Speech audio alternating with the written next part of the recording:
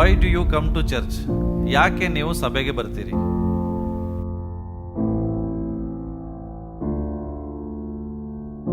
ತಿಳ್ಕೊಡ್ರಿ, church building church ಅಲ್ಲ. Church is not a place of entertainment. ಮನೋರಂಜನೆ ಪಡಿಸುವಂತ ಸ್ಥಳ ಸಭೆ ಅಲ್ಲ. ಇನ್ನೊಂದು ತಿಳ್ಕೊಡ್ರಿ, ನನ್ನ ಸ್ವಂತ ಬಿಸ್ನೆಸ್ ಮಾಡಕ್ಕೆ ಬರುವಂತದಲ್ಲ.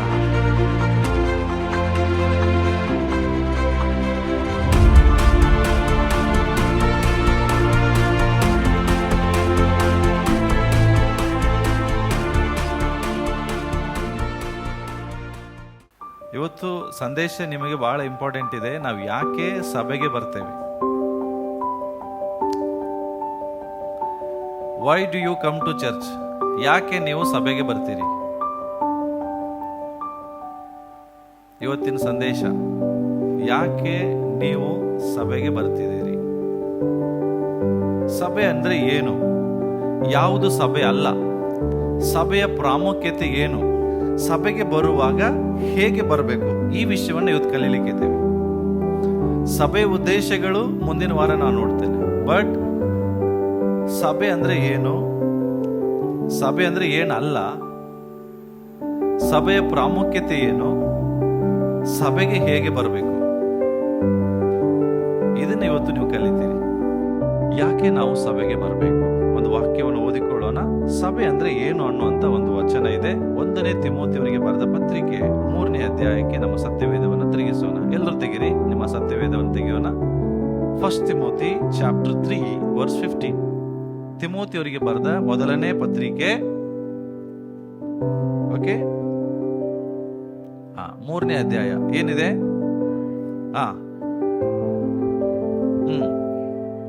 ಓಕೆ, ಅಂದರೆ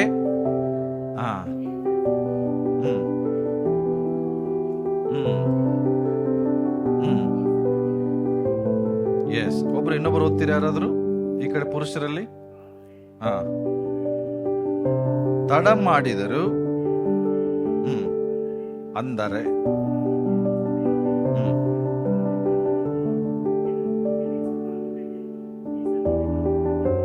ಎಸ್, ದೇವರ ವಾಕ್ಯ ಹೇಳುತ್ತದೆ, ದೇವರ ಮನೆ. ಸಭೆ ಅಂದ್ರೆ ಏನು? ಹಲೋ, ಜೀವ ಸ್ವರೂಪನಾದ ದೇವರ ಮನೆ. ದೇವರ ಮನೆ ಅಂದರೆ ದೇವರ ಜೀವ ಸ್ವರೂಪನಾದ ದೇವರ ಸಭೆ. ಈ ಸಭೆಯಲ್ಲಿ ನೀವು ಹೆಂಗೆ ನಡೆದುಕೊಳ್ಬೇಕು ಅನ್ನುವಂತ ರೀತಿಯನ್ನ ನಿಮ್ಮನ್ನು ನೀವು ಪರೀಕ್ಷೆ ಮಾಡಿಕೊಳ್ಳ್ರಿ. ನೀವು ಕೂತಂತ ಸ್ಥಳ ಯಾರ್ದೋ ಮನೆ ಅಲ್ಲ. ನೀವು ಕೂತಂತ ಸ್ಥಳ ಯಾರೋ ಏನೋ ಒಂದು ಫಂಕ್ಷನ್ ಹಾಲ್ ಅಲ್ಲ. ಇದು ನೀವು ಬಂದಿದ್ದು ದೇವರ ಮನೆ, ಜೀವ ಸ್ವರೂಪನಾದ ದೇವರ ಸಭೆ. ಈ ಸಭೆಗೆ ನೀವು ಬಂದಿರುವಾಗ ದೇವರ ವಾಕ್ಯ ಹೇಳ್ತದೆ, ಆ ಸಭೆಯಲ್ಲಿ ನೀವು ಹೆಂಗೆ ನಡೆದುಕೊಳ್ಬೇಕೆಂಬುದಾಗಿ ಈ ಸಂಗತಿಗಳು ನಿಮಗೆ ಬರೆದಿದ್ದೇನೆ. ತಿಮೋತಿಯನಿಗೆ ಪೌಲನು ಬರೆಯುವಂತ ಪತ್ರಿಕೆ. ತಿಮೋತಿ ಒಬ್ಬ ಸಭಾಪಾಲಕನು, ಒಂದು ಸಭೆನ ನಡೆಸುವಂತ ಪಾಸ್ಟರ್. ಆ ಪಾಸ್ಟರ್ ಮೂಲಕ ಆ ಸಭೆಗೆ ಒಂದು ಪತ್ರಿಕೆ ಬರೀತಾ ಇದ್ದಾನೆ. ನೀವು ಸಭೆ ಒಳಗಡೆ ಬಂದಿದ್ದೀರಿ, ಈ ಸಭೆಯಲ್ಲಿ ನೀವು ಹೆಂಗೆ ನಡ್ಕೊಳ್ಬೇಕು, ಹೆಂಗೆ ಜೀವಿಸಬೇಕು ಅನ್ನೋದನ್ನ ಓದ್ರಿ ಅಂತ 1 ತಿಮೋತಿ ಪತ್ರಿಕೆ ಬರೆದಿದ್ದಾರೆ. ಆ ಪತ್ರಿಕೆ ನೀವು ಓದ್ರಿ. ಆ ಪತ್ರಿಕೆ ಒಳಗಡೆ ಸಭೆಯ ಸಭಾಧ್ಯಕ್ಷರು ಹೆಂಗಿರ್ಬೇಕು, ಸಭೆ ಸೇವೆ ಮಾಡೋರು ಹೆಂಗಿರ್ಬೇಕು, ಸಭೆಯಲ್ಲಿ ಸ್ತ್ರೀಯರು ಹೆಂಗಿರ್ಬೇಕು, ಸಭೆ ಅಧ್ಯಕ್ಷತೆ ವಹಿಸುವಂತವ್ರು ಹೆಂಗಿರ್ಬೇಕು, ಎಲ್ಲ ವಿಷಯಗಳಲ್ಲಿ ಬರೆದಿದೆ. ಯಾಕೆಂದ್ರೆ ಸಭೆ ಸತ್ಯಕ್ಕೆ ಸ್ತಂಭ, ಆಧಾರವೂ ಆಗಿದೆ. ಹಲೋ, ಏನಾಗಿದೆ ಹೇಳ್ರಿ, ಪಕ್ಕದವ್ರಿಗೆ ಹೇಳ್ರಿ, ಈ ಸಭೆ ಸತ್ಯಕ್ಕೆ ಸ್ತಂಭವು ಆಧಾರವೂ ಆಗಿದೆ. ತಿಳ್ಕೊಬೇಡ್ರಿ, ಸಭೆ ಅಂದ್ರೆ ಏನೋ ಒಂದು ಕ್ಯಾಶುವಲ್ ಆಗಿ ಇಟ್ಕೋಬೇಡ್ರಿ. ಓಕೆ, ನೆಕ್ಸ್ಟ್ ನಿಮಗೆ ಹೇಳ್ತೇನೆ. ಹಾಗಾದ್ರೆ ಯಾವುದು ಸಭೆ ಅಲ್ಲ? ಅರ್ಥ ಆಗ್ತದೆ? ಯಾವುದು ಸಭೆ ಅಲ್ಲ ನೀವು ಮೊದಲು ಫಸ್ಟ್ ತಿಳ್ಕೊಡ್ರಿ. ಆಮೇಲೆ ನಿಮ್ಗೆ ಗೊತ್ತಾಗ್ತದೆ ಸಭೆ ಅಂದ್ರೆ ಏನು. ಒಂದ್ ತಿಳ್ಕೊಡ್ರಿ, ಭಾನುವಾರ ನೀವು ಏನ್ ಸೇರಿ ಬರ್ತೀರಲ್ಲ, ಈ ಸೇರಿ ಬರುವಾಗ ಇದನ್ನ ಎಂದಿಗೂ ನಿಮ್ ಲೈಫ್ ಅಲ್ಲಿ ಕಳ್ಕೊಳ್ಬೇಡ್ರಿ. ಯಾಕೆಂದ್ರೆ ನೀವು ಕೂಡಿ ಬರ್ತಾ ಇರೋದು ಯಾವುದೋ ಒಂದು ಮನುಷ್ಯರಿಗಾಗಿ ಅಲ್ಲ, ಜೀವ ಸ್ವರೂಪನಾದ ದೇವರ ಸಭೆಯಾಗಿ. ಫಂಕ್ಷನ್ಗಾಗಿ ಅಲ್ಲ, ಜೀವ ಸ್ವರೂಪನಾದ ದೇವರ ಸಭೆಯಾಗಿ, ದೇವರ ಮನೆ ಒಳಗಡೆ ನೀವು ಸೇರಿ ಬರ್ತಾ ಇದ್ದೀರಿ. ಅದಕ್ಕೋಸ್ಕರ ಸಭೆಗೆ ಬರುವಾಗ ಬಹಳ ಬಹಳ ಎಚ್ಚರಿಕೆಯಿಂದ, ಜಾಗರೂಕತೆಯಿಂದ, ಗೌರವದಿಂದ ಬರ್ರಿ. ಉದಾಸೀನರಾಗ್ಬೇಡ್ರಿ. ದೇವರ ಸಭೆ ವಿಷಯದಲ್ಲಿ ಆಲಸ್ಯ ತೋರಿಸಬೇಡ್ರಿ. ನಾನು ಒಂದ್ ಹೇಳ್ತೇನೆ ಕೇಳ್ರಿ, ಈ ಲೋಕದಲ್ಲಿರುವಂತ ಎಲ್ಲ ಕಚೇರಿಗಳಿಗಿಂತಲೂ ಶ್ರೇಷ್ಠವಾದದ್ದು ದೇವರ ಆಲಯ. ಕೋರ್ಟು, ಪೊಲೀಸ್ ಸ್ಟೇಷನು, ಡಾಕ್ಟರ್, ಹಾಸ್ಪಿಟಲ್ಗಳು, ಓಕೆ, ಎಷ್ಟೆಲ್ಲ ಕಚೇರಿಗಳಿಗೆ ಎಷ್ಟು ಗೌರವದಿಂದ ನಾವು ಹೋಗ್ತೇವೆ. ಆದ್ರೆ ಅದಕ್ಕಿಂತ ಶ್ರೇಷ್ಠವಾದದ್ದು ದೇವರ ಆಲಯ. ಅವೆಲ್ಲ ಅಳಿದೋಗ್ತದೆ, ಶಾಶ್ವತವಾಗಿ ನಿಲ್ಲುವಂಥದ್ದು ದೇವರ ಸಭೆ. ಆದ್ರೆ ಈ ಸಭೆಗೆ ನಾವು ಬರುವಾಗ ಅದೇ ಸೀರಿಯಸ್ನೆಸ್ ಇಲ್ಲ, ಈ ಸಭೆಗೆ ಬರುವಾಗ ಅದೇ ಭಯಭಕ್ತಿ ಇಲ್ಲ, ಈ ಸಭೆಗೆ ಸೇರಿ ಬರುವಾಗ ನಮಗೆ ಗೌರವ ಇಲ್ಲ. ಅದೇ ಒಂದು ವಕೀಲರು, ಒಬ್ಬ ಜಡ್ಜ್ ನಿಮ್ಮನ್ನು ಕರೆಯುವಾಗ, ಒಬ್ಬ ಪೊಲೀಸ್ ಅಧಿಕಾರಿಗಳು ನಿಮ್ಮನ್ನು ಕರೆಯುವಾಗ, ಯಾರು ಬೇಡ, ಒಬ್ಬ ಡಾಕ್ಟರ್ ನಿಮಗೆ ಅಪಾಯಿಂಟ್ಮೆಂಟ್ ಕೊಡ್ತಾರೆ, ಇಂಥ ಟೈಮಿಗೆ ನೀವು ಬಂದ್ರೆ ನಾನು ಸಿಗ್ತೇನೆ ಅಂತ. ಎಷ್ಟು ಸಮಯದ ಪ್ರಜ್ಞೆ, ಎಷ್ಟು ಗೌರವ, ಎಷ್ಟು ಭಯಭಕ್ತಿಯಿಂದ ನಾವು ಅಲ್ಲಿ ಹೋಗ್ತೇವೆ. ಆದ್ರೆ ಜೀವ ಸ್ವರೂಪನಾದ ದೇವರ ಸಭೆಗೆ ಸೇರಿ ಬರುವಾಗ ನಾವು ಎಷ್ಟೋ ಆಲಸ್ಯರಾಗ್ತೇವೆ. ಅದಕ್ಕೋಸ್ಕರ ಪ್ರಿಯರೇ, ಇವತ್ತು ಹೇಳುವಂತ ಕೆಲವು ವಿಷಯಗಳನ್ನ ನೀವು ಬಹಳ ಆಸಕ್ತಿಯಿಂದ ಕಲಿಬೇಕೆಂಬುದಾಗಿ ಕರೀತೇವೆ. ಯಾಕೆ ನಾನು ಇದನ್ನ ಹೇಳ್ತಾ ಇದ್ದೇನೆ? ಸಭೆ ಇದು ಮನುಷ್ಯನ ಯೋಜನೆ ಅಲ್ಲ. ಯಾಕೆಂದ್ರೆ ಚರ್ಚ್ ಅನ್ನುವಂಥದ್ದು, ಸಭೆ ಅನ್ನುವಂಥದ್ದು ಮನುಷ್ಯನ ಪ್ಲಾನ್ ಅಲ್ಲ. ಸಭೆ ಅನ್ನುವಂಥದ್ದು ಯಾರ ಪ್ಲಾನ್ ಆಗಿದೆ? ಇದು ದೇವರ ದೈವಿಕ ಯೋಜನೆ. ಹಲೋ, ನಾನು ನೀವು ಹಿಂಗೆ ಸೇರಿ ಬರುವಂಥದ್ದು ಯಾವುದೊಬ್ಬ ಮನುಷ್ಯ ಮಾಡ್ಲಿಲ್ಲ. ಪಾಸ್ಟರ್ ರವಿದ ಚರ್ಚ್ ಅಲ್ಲ ಇದು, ಐಡಿಯಾ ಅಲ್ಲ ಇದು. ನಾವು ಹೀಗೆ ಸೇರಿ ಬರ್ಬೇಕನ್ನೋದು ಯಾರ ಪ್ಲಾನ್ ಆಗಿದೆ, ಯೋಜನೆ ಆಗಿದೆ? ದೇವರ ದೈವಿಕ ಯೋಜನೆ. ಸಭೆ ಅನ್ನುವಂತ ಮೊದಲ ಪದ ಯಾರ ಬಾಯಿಂದ ಬಂತು ಗೊತ್ತಾ? ಬೈಬಲ್ ಒಳಗಡೆ ಸಭೆ ಅನ್ನುವಂಥದ್ದು ಯಾರ ಬಾಯಿಂದ ಬಂತು? ಯೇಸು ಕ್ರಿಸ್ತನ ಬಾಯಿಂದ ಬಂತು, ಮನುಷ್ಯರ ಬಾಯಿಂದ ಬರಲಿಲ್ಲ. ಸಭೆ ಅನ್ನೋದು ಫಸ್ಟ್ ಟೈಮ್ ಯೇಸು ಕ್ರಿಸ್ತರು ಮಾತನಾಡ್ತಾರೆ. ಮತ್ತಾಯನ ಬರೆದ ಸುವಾರ್ತೆ ತೆಗಿರಿ, ಓಕೆ, ನೋಡ್ರಿ 16ನೇ ಅಧ್ಯಾಯದಲ್ಲಿ, ಈ ಬಂಡೆ ಅಂದ್ರೆ ಈ ಬಂಡೆ ಮೇಲೆ ನನ್ನ ಸಭೆಯನ್ನ ಕಟ್ತೇನೆ. ಅಲ್ಲಿ ತನಕ ಸಭೆ ಅನ್ನುವಂಥದ್ದು ಯಾರ ಬಾಯಿಂದ ಹೊರಡ್ಲಿಲ್ಲ. ಫಸ್ಟ್ ಟೈಮ್ ಯೇಸು ಕ್ರಿಸ್ತರು ಮಾತಾಡ್ತಾ ಇದ್ದಾರೆ, ನನ್ನ ಸಭೆಯನ್ನ ನಾನು ಕಟ್ತೇನೆ. ಹಲೋ, ಈಗ ನೀವು ಬಂದಿದ್ದು ಯಾವುದೋ ಸಭೆಗೆ ಅಲ್ಲ. ಈ ಸಭೆಗೆ ಒಂದು ಹೆಸರಿಟ್ಟಿದ್ದೇವೆ ಅಷ್ಟೇ, ಜೀವನ್ ಜ್ಯೋತಿ ಅಂತ. ಬಟ್ ಈ ಸಭೆ ಯಾರ್ದು? ಈ ಸಭೆ ಕಟ್ಟಿದ್ಯಾರು? ಜೋರಾಗಿ ಹೇಳ್ರಿ, ಅದಕ್ಕೂ ನಾಚಿಕೆನಾ? ಈ ಸಭೆ ಕಟ್ಟಿದ್ಯಾರು? ಈ ಸಭೆ ಯೋಜನೆ ಯಾರ್ದಾಗಿತ್ತು? ಹೌದಾ? ನಂಬ್ತೀರಾ? ನನ್ನ ಸಭೆನ ನಾನು ಕಟ್ತೇನೆ. ಯೇಸು ಕ್ರಿಸ್ತರು ಮಾತಾಡುವಂಥದ್ದು ನನ್ನ ಸಭೆ. ಬಹಳ ಜನರ ಮೈಂಡ್ ಅಲ್ಲಿ ಏನು? ರವಿ ಪಾಷ ಚರ್ಚಿಗೆ ಹೋಗ್ರಿ, ವಿದ್ಯಾಧರ್ ಪಾಷ ಚರ್ಚಿಗೆ ಹೋಗ್ರಿ, ಮನೋಹರ್ ಚರ್ಚಿಗೆ ಹೋಗ್ರಿ. ನೋ, ದೇವರು ಈ ಸಭೆಯಲ್ಲಿ ಸೇವೆ ಮಾಡುವುದಕ್ಕಾಗಿ ಮಾತ್ರ ನಮ್ಮನ್ನು ನೆಲೆಸಿದ್ದಾರೆ ಹೊರತು ಈ ಸಭೆ ನಂದಲ್ಲ. ಸಭೆ ಅನ್ನುವಂತ ಪ್ಲಾನ್ ನಂದಲ್ಲ. ನೀವು ಭಾನುವಾರ ಬರ್ರಿ ಬರ್ರಿ ಅಂತ ಕರಿತಾ ಇರೋದು ನನ್ನ ಪ್ಲಾನ್ ಇಂದ ಅಲ್ಲ. ಇದು ದೇವರ ಪ್ಲಾನ್, ದೇವರ ಯೋಜನೆ. ನನ್ನ ಸಭೆ ನಾನು ಕಟ್ತೇನೆ.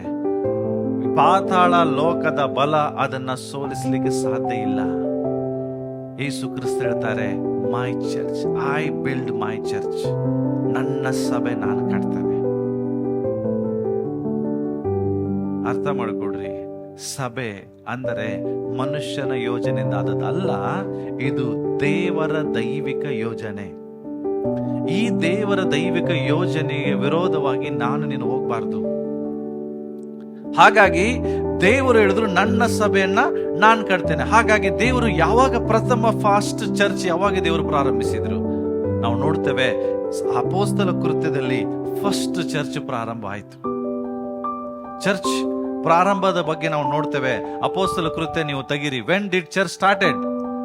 ಆಕ್ಟ್ಸ್ ಚಾಪ್ಟರ್ ತೆಗೆದ್ರಿ 41 ಓದುವಾಗ ಫಸ್ಟ್ ಟೈಮ್ ಪೇತ್ರನ ಸುವಾರ್ತೆಯನ್ನ ಕೇಳಿ 3,000 ಜನರು ರಕ್ಷಣೆಯನ್ನ ಹೊಂದುತ್ತಾರೆ, ಅವರ ಮಂಡಲಿಗೆ ಸೇರ್ತಾರೆ. ಓದ್ರಿ 41.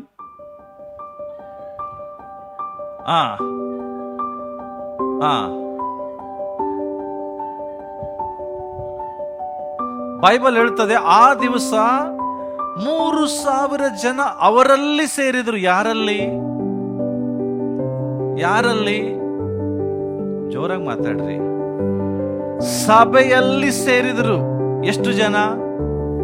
3,000 ಜನ ಸಭೆಯಲ್ಲಿ ಸೇರಿದರು. ಈ ಸೇರಿದ ಜನ ಏನ್ ಮಾಡಕ್ ಸ್ಟಾರ್ಟ್ ಮಾಡಿದ್ರು? 3,000 ಜನ ಗೊತ್ತಾ? 42ನೇ ವಚನ ಹೇಳ್ತದೆ, ಇವರು ಅಪೋಸ್ತಲರ ಬೋಧನೆಯನ್ನು ಕೇಳುವುದರಲ್ಲಿಯೂ ಸಹೋದರ ಅನ್ಯೋನ್ಯತೆಯಲ್ಲಿಯೂ ರೊಟ್ಟಿ ಮುರಿಯುವುದರಲ್ಲಿಯೂ ಪ್ರಾರ್ಥನೆಯಲ್ಲಿಯೂ ನಿರತರಾದರು. 3,000 ಜನರು. ಎಷ್ಟು ಸಾವಿರ ಜನ ರೀ? ಇವತ್ತು ನಾವು ಎದರಲ್ಲಿ ನಿರತರಾಗಿದ್ದೇವೆ? ಚಲ್ವಿ, ಇವತ್ತು ನಾವು ಎದರಲ್ಲಿ ನಿರತರಾಗಿದ್ದೇವೆ? 43ನೇ ವಚನ ಓದ್ರಿ.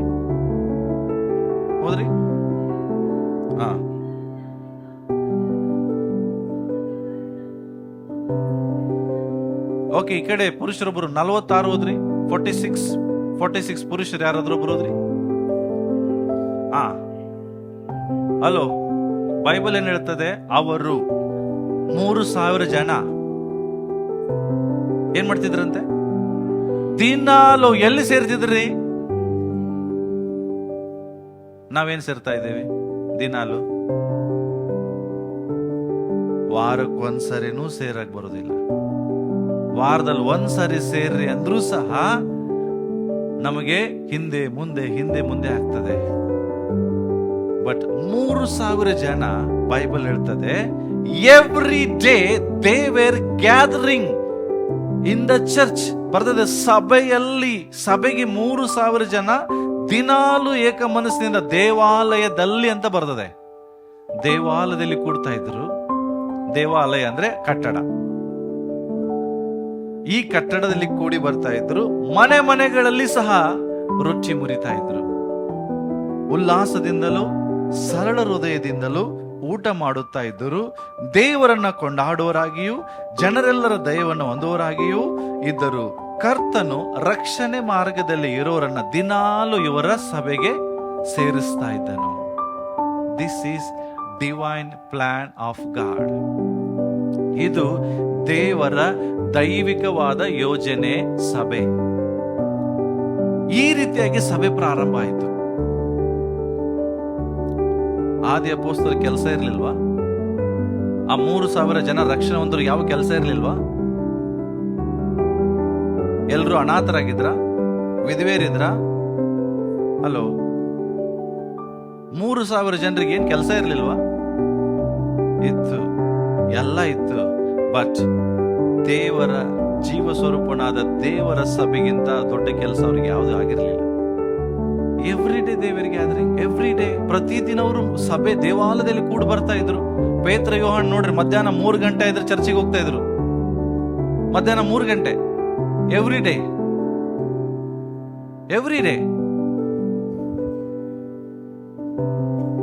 ಯಾಕೆಂದ್ರೆ ಅವ್ರಿಗೆ ಗೊತ್ತಿತ್ತು ಸಭೆ ಮನುಷ್ಯರಿಂದ ಪ್ರಾರಂಭ ಆದದಲ್ಲ, ಅವರ ಮೂಲಕ ಸಭೆ ಅನ್ನೋದು ಪ್ರಾರಂಭ ಆಯಿತು. ಅವರ ಮೂಲಕ ಸ್ಟಾರ್ಟ್ ಆಯ್ತು ಸಭೆ. ತಿಳ್ಕೊಡ್ರಿ ಪ್ರಿಯರೇ. ಹಾಗಾದ್ರೆ ಸಭೆ ಅಂದ್ರೆ ಯಾವುದು ಅಲ್ಲ? ಸಭೆ ಅಂದ್ರೆ ಏನು ತಿಳ್ಕೊಡ್ರಿ. ಸಭೆ ಅನ್ನುವಂತ ಪದದ ಅರ್ಥ ಏನ್ ಹೇಳ್ತೇನೆ ನೋಡ್ರಿ. What is church? ಚರ್ಚ್ ಅಂದ್ರೆ ಏನ್ ತಿಳ್ಕೊಡ್ರಿ ಫಸ್ಟ್. ಆಮೇಲೆ ಚರ್ಚ್ ಅಂದ್ರೆ ಏನಲ್ಲ ಅಂತ ತಿಳ್ಕೊಳ್ಳೋಣ. ತಿಳ್ಕೊಡ್ರಿ. ಚರ್ಚ್ ಅನ್ನುವಂತ ಪದ ರೋಮಾಪುರ ಪತ್ರಿಕೆ 1ನೇ ಅಧ್ಯಾಯ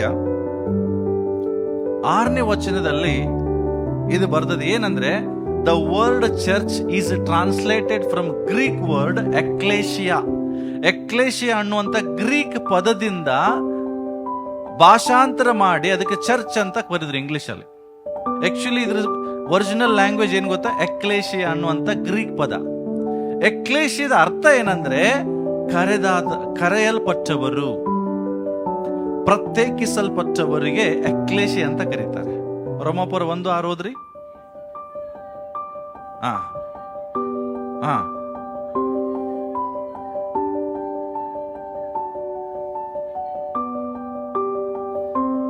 ಬೈಬಲ್ ಏನ್ ಹೇಳ್ತದೆ? ರೋಮಾಪುರ 1:6.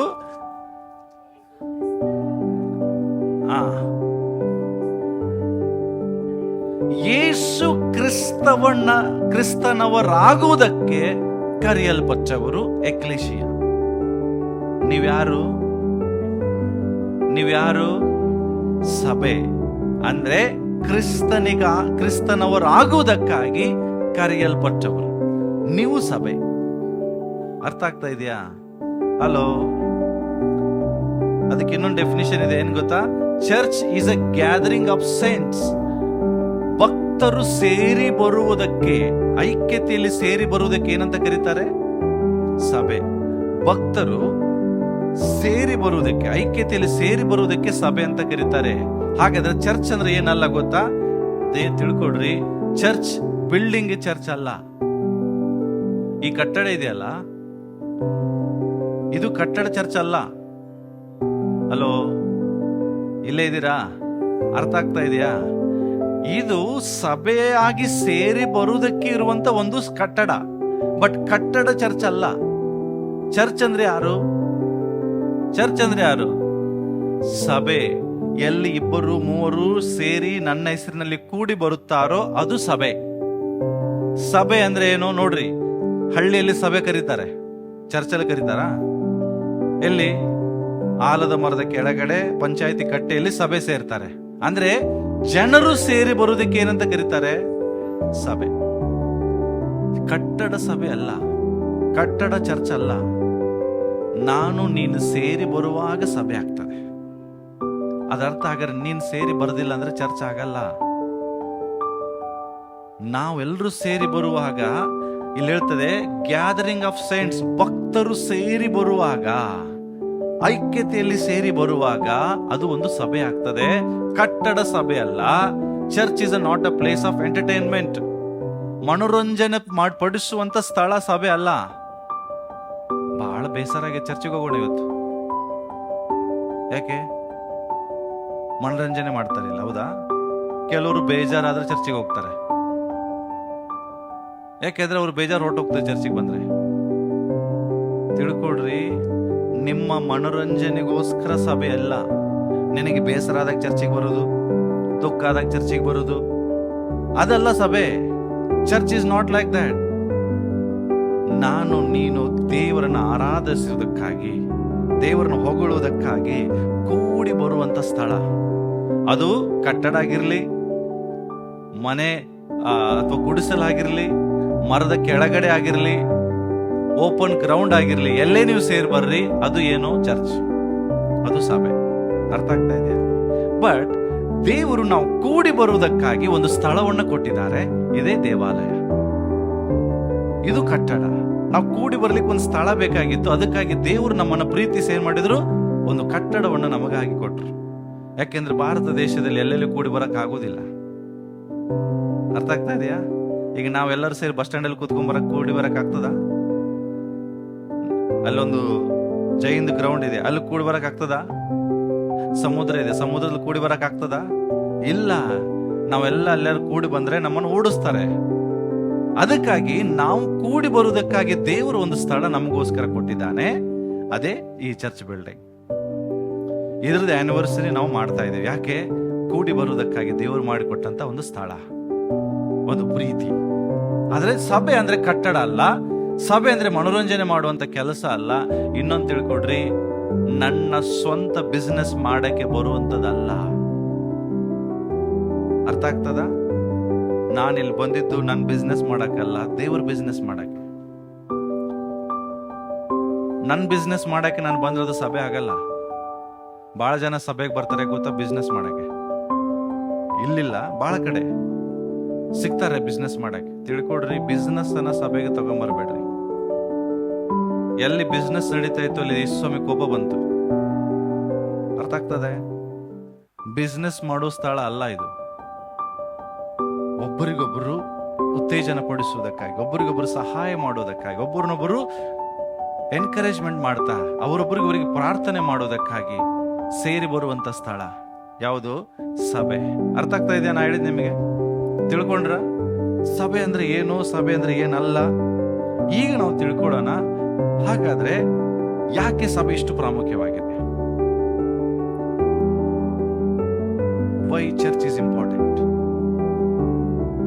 ಇಷ್ಟೊಂದು ಸಭೆ ಪ್ರಾಮುಖ್ಯವಾಗಿದೆ ಯಾಕೆ?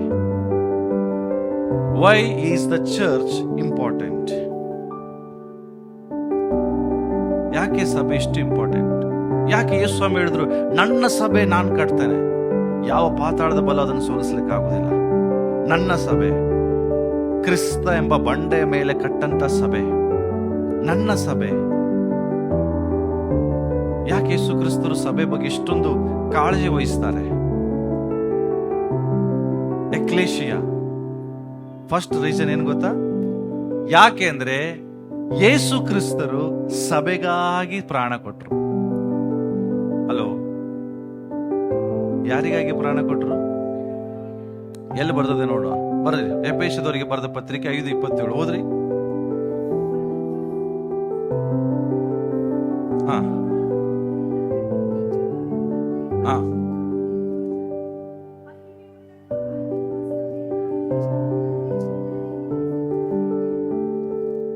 ನಿಲ್ಲಿಸಿಕೊಳ್ಳಬೇಕೆಂದು.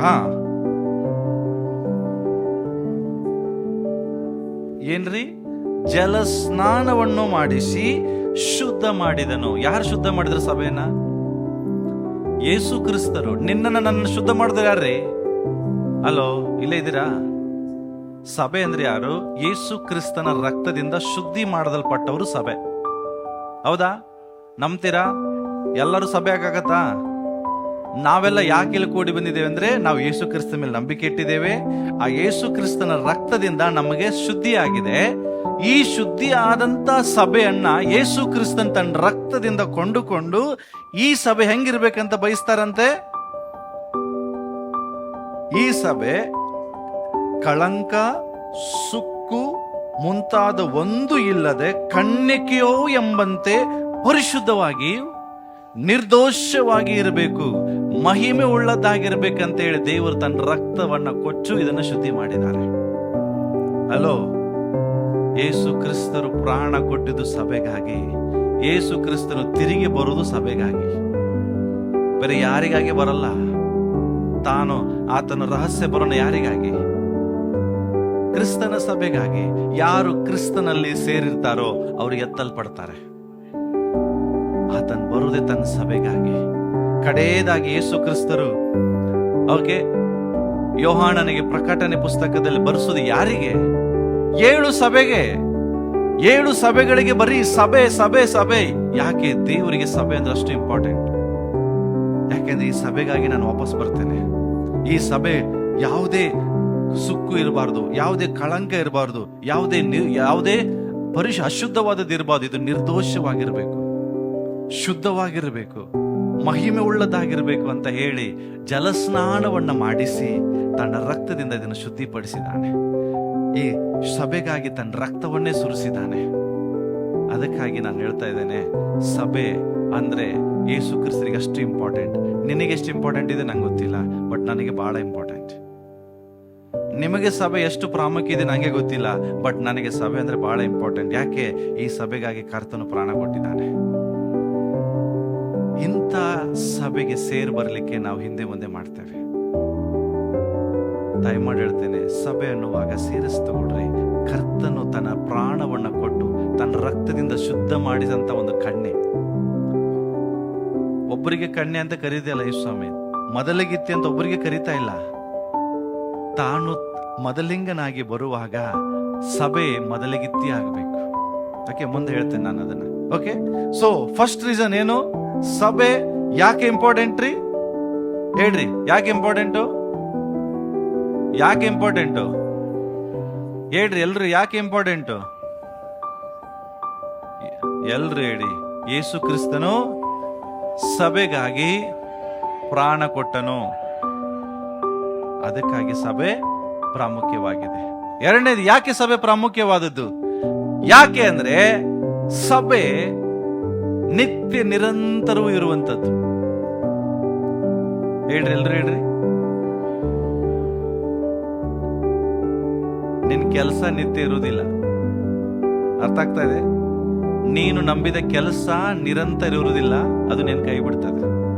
ನೀನು ನಂಬಿದಂತ ಬಿಸ್ನೆಸ್ ನಿರಂತರ ಇರುವುದಿಲ್ಲ, ನಿನ್ನ ಎಜುಕೇಶನ್ ನಿರಂತರ ಇರುವುದಿಲ್ಲ, ನಿನ್ನ ಆಸ್ತಿ ನಿರಂತರ ಇರುವುದಿಲ್ಲ. ಏನು ಬೇಡ, ನಿನ್ನ ದೇಹದಲ್ಲಿ ಆರೋಗ್ಯ ನಿರಂತರವಾಗಿರ್ತದ? ಮಾತಾಡ್ರಿ. ಯಾವುದು ಶಾಶ್ವತವಾಗಿರ್ತದೆ? ಜೋರಾಗಿ ಹೇಳ್ರಿ. ಅದನ್ನ ಹೆಂಗ್ ಹೇಳ್ತಿರ್ ಗೊತ್ತಾ? ಸಭೆ ಶಾಶ್ವತವಾಗಿರ್ತದೆ. ನಿನ್ನ ಕೆಲಸ ಶಾಶ್ವತವಾಗಿರಲ್ಲ, ಒಂದ್ ದಿವಸ ನಿಂತೋಗ್ತದೆ. ನಿನ್ನ ಆರೋಗ್ಯ, ದೇಹದಲ್ಲಿ ಬಲ ಶಾಶ್ವತವಾಗಿರಲ್ಲ, ಅದು ನಿಂತೋಗ್ತದೆ. ನಿನ್ನ ಬಿಸ್ನೆಸ್, ನೀವು ನಂಬಿದ ಬಿಸ್ನೆಸ್ ಶಾಶ್ವತವಾಗಿರಲ್ಲ, ಅದು ಒಂದ್ಸರಿ ಬಿದ್ದೋಗ್ತದೆ. ಆದ್ರೆ ನಿತ್ಯ ನಿರಂತರ ಶಾಶ್ವತವಾಗಿರುವುದು ದೇವರ ಸಭೆ. ಹೋದ್ರಿ ಎಫೆಸದವರಿಗೆ ಬರೆದ ಪತ್ರಿಕೆ 3:10 ಮತ್ತೆ 20ನೇ ವಚನ.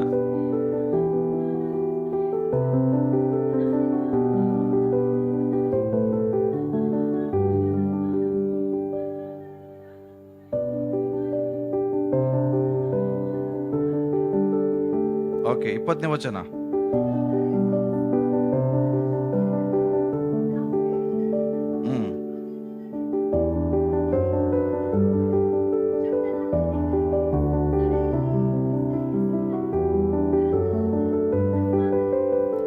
ತಿಳ್ಕೊಡ್ರಿ, ಸಭೆಯಲ್ಲಿ ತಲತಲಾಂತರಕ್ಕೂ ಯುಗಾಂತರಕ್ಕೂ ದೇವರಿಗೆ ಏನಾಗ್ಬೇಕು? ಮಹಿಮೆ ಆಗ್ಬೇಕು. ಅದರ್ಥ ಯಾವಾಗ ಆಗತ್ತೆ?